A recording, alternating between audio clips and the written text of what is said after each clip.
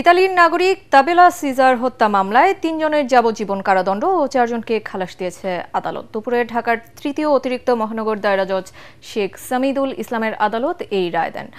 যাবজ্জীবন সাজাপ্রাপ্তরা হলেন তামজিদ আহমেদ ওরফে রুবেল, রাসেল চৌধুরী, মিনহাজুল আরিফিন ওরফে ভাগ্নে রাসেল। খালাসপ্রাপ্তরা হলেন বিএনপি নেতা এম এ কাইয়ুম, তার ভাই আব্দুল মতিন, সাখাওয়াত হোসেন ও সোহেল।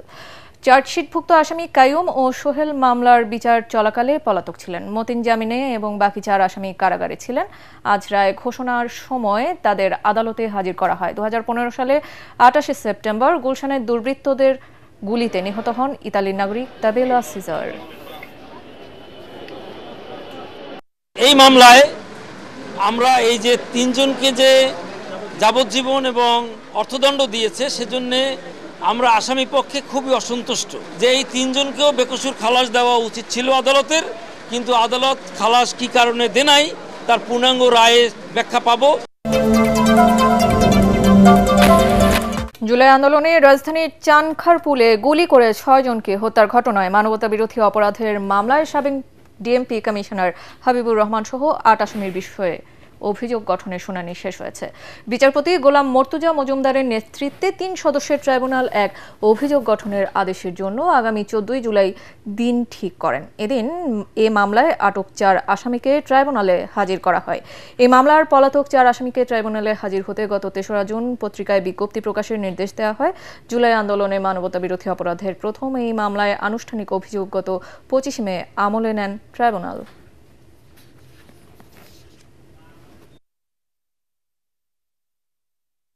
আজকে ডিফেন্সের বক্তব্য দেওয়ার সুযোগ ছিল, তারা ডিসচার্জ অ্যাপ্লিকেশন দিয়েছিলেন এবং তাদের পক্ষে শুনানি উপস্থাপন করেছেন। আমরা আমাদের পাল্টা উত্তর দিয়েছি।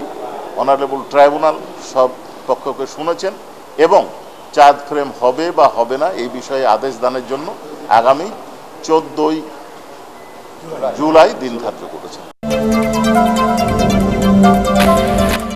সন্ত্রাসী হামলা করে জাতীয় নাগরিক পার্টির অগ্রযাত্রা থামানো যাবে না বলে হুঁশিয়ারি দিয়েছেন দলের আহ্বায়ক নাহিদ ইসলাম। দুপুরে নীলফামারীর সৈয়দপুর জুলাই আন্দোলনে শহীদ সাজ্জাদের কবর জিয়ারত শেষে তিনি বলেন, যারা সংস্কার পেছাতে চায় তারাই এমন হামলা চালাচ্ছে। এখনও দেশের বিভিন্ন এলাকায় আওয়ামী সন্ত্রাসীরা ঘাপটি মেরে আছে বলে জানান তিনি। এর আগে বিহারি জনগোষ্ঠীর সাথে মত বিনিময় করে নাহিদ ইসলাম বলেন, ভাষা যাই হোক না কেন দেশের সব নাগরিকের মর্যাদা ও অধিকার আদায়ের জন্য কাজ করবে এনসিপি।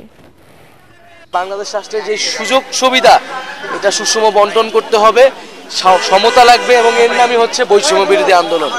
ফলে সেই আমরা আমাদের ওয়াদা তাদের কাছে ব্যক্ত করছি, তাদের জন্য কাজ করব এবং নতুন দল হিসেবে আমরা তাদের কাছে দোয়া চাইছি যে তাদের আশীর্বাদ যাতে আমাদের সাথে থাকে।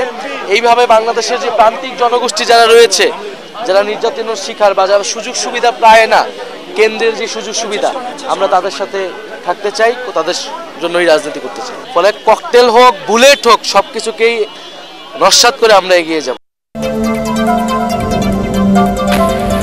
টেলিকম নেটওয়ার্ক ও লাইসেন্সিং এর নতুন নীতিমালা বড় মোবাইল অপারেটরদের একচেটিয়া আধিপত্যের ঝুঁকি তৈরি করবে বলে আশঙ্কা বিএনপির। দলীয় চেয়ারপারসনের গুলশান কার্যালয়ে সংবাদ সম্মেলনে এই খসড়া নীতিমালার বিষয়ে উদ্বেগ জানান বিএনপি মহাসচিব মির্জা ফখরুল ইসলাম আলমগীর। এ সময় তিনি বলেন, এর ফলে প্রতিযোগিতা কমে ছোট প্রতিষ্ঠানগুলো পিছিয়ে পড়বে। তার আশঙ্কা, একাধিক সেবা খাতে মালিকানা রাখার নিষেধাজ্ঞা তুলে নিলে আর্থিক সংকটে পড়তে পারে ছোট প্রতিষ্ঠানগুলো।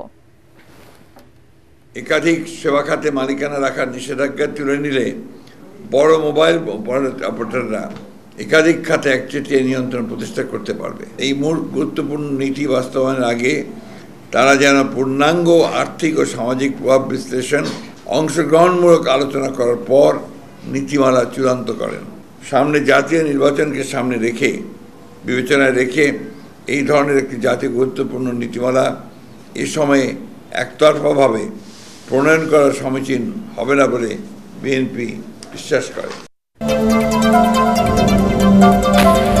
কুমিল্লার মুরাদনগরে গণপিটুনিতে 2 নারী সহ 3 মাদক কারবারি নিহত হয়েছে, গুরুতর আহত হয়েছে আরও একজন। সকালে উপজেলার বাংলাবাজার থানা এলাকায় করই বাড়িতে এ ঘটনা ঘটে। নিহতরা হলেন রুবি আক্তার, তার ছেলে রাসেল ও মেয়ে জোনাকি। গুরুতর আহত রোমাকে হাসপাতালে পাঠানো হয়েছে। পুলিশ ও স্থানীয়রা জানায়, নিহত রুবি ও তার পরিবারের সদস্যরা দীর্ঘদিন ধরে মাদক ব্যবসা সহ এলাকায় ডাকাতি ও সন্ত্রাসী কার্যকলাপে জড়িত ছিল। এ কারণে ক্ষুব্ধ হয়ে সংঘবদ্ধ এলাকাবাসী তাদের বাড়িতে হামলা চালিয়ে গণপিটুনি দিলে ঘটনাস্থলেই 3 জন নিহত এবং 1 জন গুরুতর আহত হয়।